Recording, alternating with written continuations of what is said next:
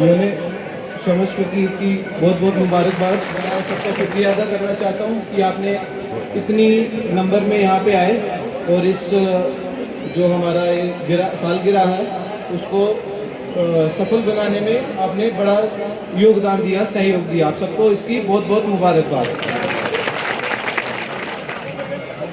ये इस मौके पे मैं बस यही कहना चाहूँगा कि खान साहब की जनता और बाकी सारी सब जगह की जनता जो आज इस मौके पे यहाँ पे आई है, उन सबको मेरा एक ही संदेश है, मेरा एक ही मैसेज है। जो हमारे ऑनरेबल एलजी साहब उनकी तरफ से जो 100 दिन का नशा मुक्त जम्मू कश्मीर अभियान चलाया गया है, उसके बारे में मैं यही कहना चाहूँगा कि आप सबकी उसमें बहुत सारा योगदान देने की ज़रूरत है।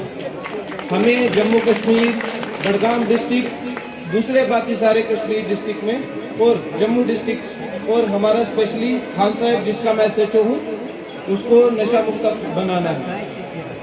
हम इस जो ये खराब चीज़ है, हमारी बुराई है, सामाजिक बुराई है, इससे हमें हमारे बच्चे, हमारे माँ बाप, हमारे भाई बहन, इन सबको दूर रहना है और उन्हें दूर रखना है और पुलिस और बाकी जो अथॉरिटीज़ हैं उनकी मदद करनी है। मैं आप सबसे यही गुजारिश करूंगा कि आप इस अभियान को सफल बनाने में हमारा और भारतीय सरकार का सहयोग करें।